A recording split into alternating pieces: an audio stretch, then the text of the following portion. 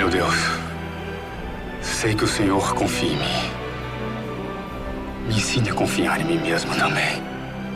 Porque eu não consigo acreditar que tenho condições de ocupar o lugar de Moisés. Olá, tudo bem? Chegamos a mais um fim desta lição que foi fenomenal. E desde já quero agradecer você que tem acompanhado durante este trimestre todos os vídeos aí desta lição onde nós estamos estudando sobre o livro de Josué. E chegamos na 13ª lição com o tema Justiça e Misericórdia. E por favor, abra sua Bíblia no livro do profeta Ezequiel, no capítulo 33. Vamos ler os versos 8 a 11. Ezequiel, capítulo 33, versos de 8 a 11, que nos diz: Quando eu disser ao ímpio, o ímpio certamente morrerás, se tu não falares para advertir o ímpio do seu mau caminho, morrerá esse ímpio na sua iniquidade, mas o seu sangue eu requererei da tua mão. Versículo 9. Todavia, se advertires ao ímpio do seu caminho, para que ele se converta dele, se ele não se converter do seu mau caminho, morrerá ele na sua iniquidade. Tu, porém, livraste a tua alma. Versículo 10. Tu, pois, filho do homem, dize à casa de Israel: assim falais vós, dizendo: visto que as nossas transgressões e os nossos pecados estão sobre nós, e nós definhamos neles, como viveremos então? Versículo 11. Dize-lhes: vivo eu, diz o Senhor Deus, que não tenho prazer na morte do ímpio, mas em que o ímpio se converta do seu mau caminho e viva. Convertei-vos dos vossos maus caminhos, pois por que morrereis, ó casa de Israel? Você que está aí com a sua lição, por favor, note o que está na tirinha de sábado. Você percebe ali duas pessoas conversando, são duas mulheres, e uma pergunta sobre se ela permaneceria com aquele povo, se aquele povo se desviasse daquilo que ela havia ordenado e eles fizessem totalmente o contrário daquilo que ela havia posto sobre aquele povo. E você percebe muito bem que aquela moça, ao ouvir a pergunta, ela responde aquilo que nós responderíamos. O quê? Eu iria abandonar aquele povo, não iria amá-los, iria desprezá-los e etc. Quando nós olhamos para o livro de Josué, e quando nós trazemos isso para os nossos dias, nós podemos perceber a misericórdia de Deus. É por isso que eu digo para você, meu querido jovem, que me escuta neste exato momento, que é muito melhor Deus do que o ser humano. E louvado seja Deus, porque Ele não é como nós. Ele não é como você. Ele não é como a mim. Porque se fosse eu e se fosse você, rapidinho, logo na primeira semana ou 2 dias depois de ter feito aliança com aquele povo, você iria desistir, iria abandonar aquele povo, porque aquele povo foi muito cruel. E nós podemos perceber tanto no livro de Josué, quanto no livro dos Juízes, a misericórdia de Deus. Mas ao mesmo tempo que a misericórdia era exercida, também, se aquele ímpio permanecesse no seu mau caminho, Deus enviaria a sua justiça. E nós vimos isso no texto. Ezequiel, no capítulo 33, Deus fala com o profeta e diz o seguinte: olha, se eu advertir a pessoa, se eu te advertir, para que você venha advertir uma outra pessoa do seu mau caminho, se você não fizer isso, o sangue daquela pessoa cairá sobre você. Mas, se for o contrário, ao entregar a mensagem a você e você advertir a pessoa e a pessoa não quiser ouvir e ela morrer no seu mau caminho, você está livre. Ali você está livre da culpa, porque você advertiu aquela pessoa e aquela pessoa não quis ouvir. Quando você estuda a lição, nós podemos tirar 3 lições fundamentais e creio que são essenciais para nós que somos jovens adventistas do sétimo dia. A primeira lição que nós podemos tirar dessa lição como um todo é a seguinte: a destruição das nações ímpias é uma figura do juízo escatológico.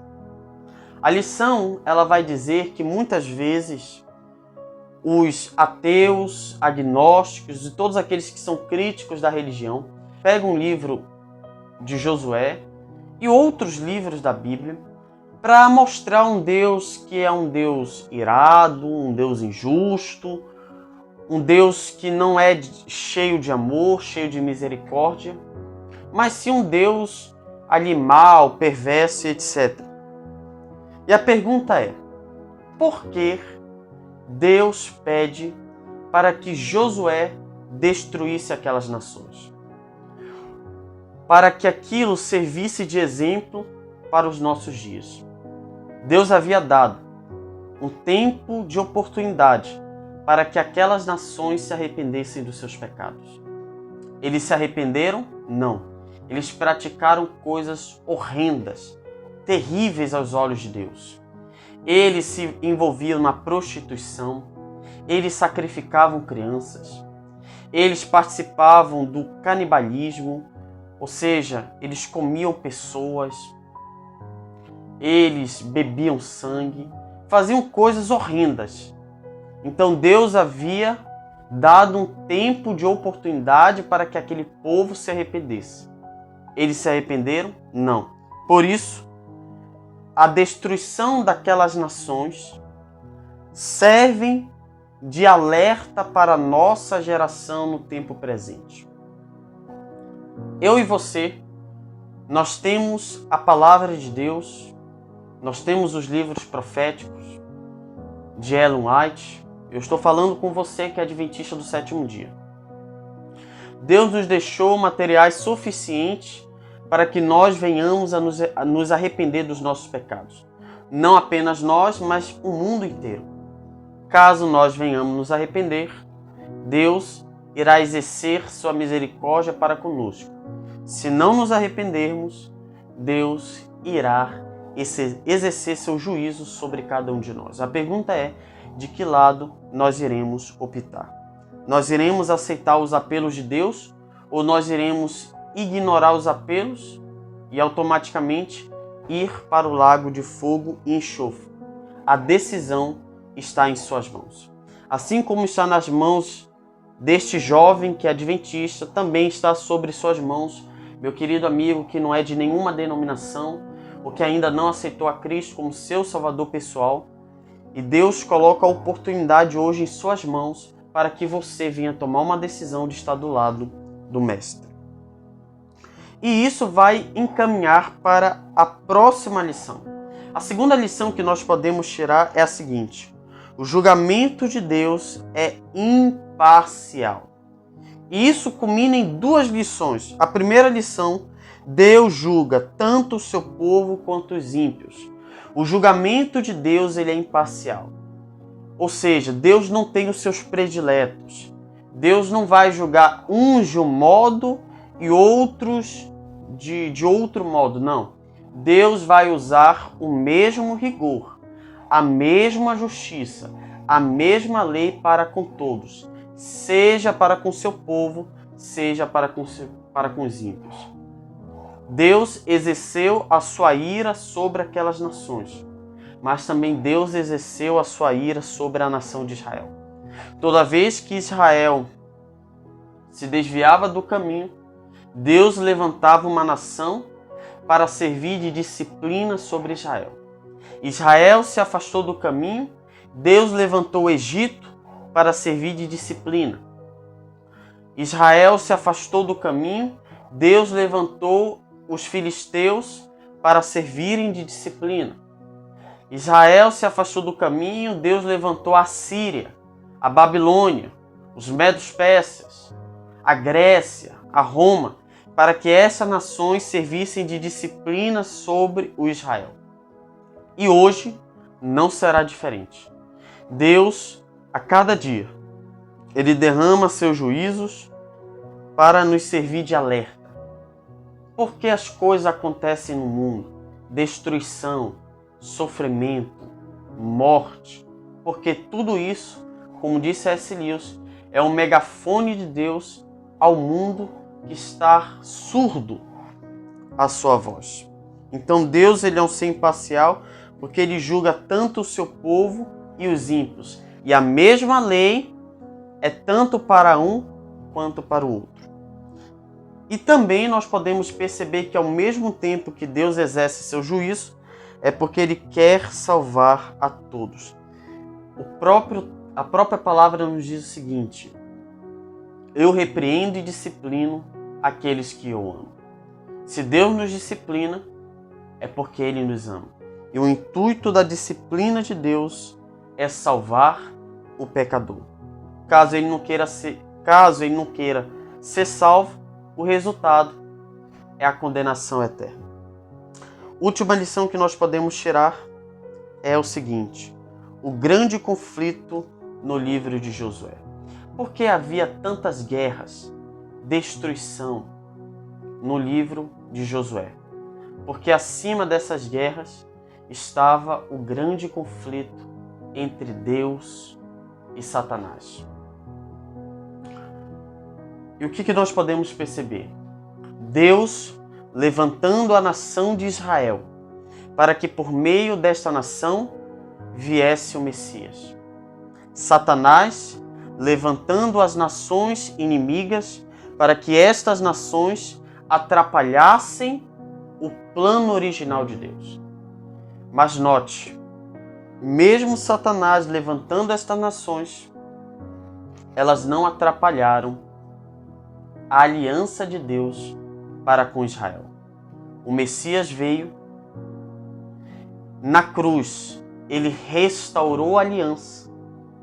E aí nós que somos filhos de Deus, nós temos o privilégio de herdar os novos céus e a nova terra. Cabe a mim e a você a decidir estar do lado do Salvador. Eu quero ler com você o que está escrito na lição, um texto muito interessante. Estaremos seguros vivendo para sempre na presença de Deus. E todos os que aceitarem a misericórdia divina serão bem-sucedidos ou serão bem-vindos, até mesmo aqueles que pareciam improváveis, como Raabe e os gibeonitas. Deus não exclui ninguém arbitrariamente. Quem quiser pode fazer parte do povo da aliança. Aqueles que aceitam a Cristo como seu Salvador pessoal podem fazer parte da aliança do Deus Todo-Poderoso. A aliança que começa com Abraão, todos agora podem participar por meio dos méritos de Jesus. E essa aliança está estendida a você, meu querido irmão, meu querido amigo, a todos. Cabe a nós o aceitarmos como Salvador pessoal. Eu aproveito para fazer uma ponte sobre o Natal. O Natal serve para nos lembrar do grande amor de Cristo por cada um de nós. Comemore este Natal tendo em vista que o Filho de Deus veio a este mundo para morrer no lugar dos pecadores, do qual eu e você somos os principais. Vamos encerrar esta lição com chave de ouro? Vamos orar?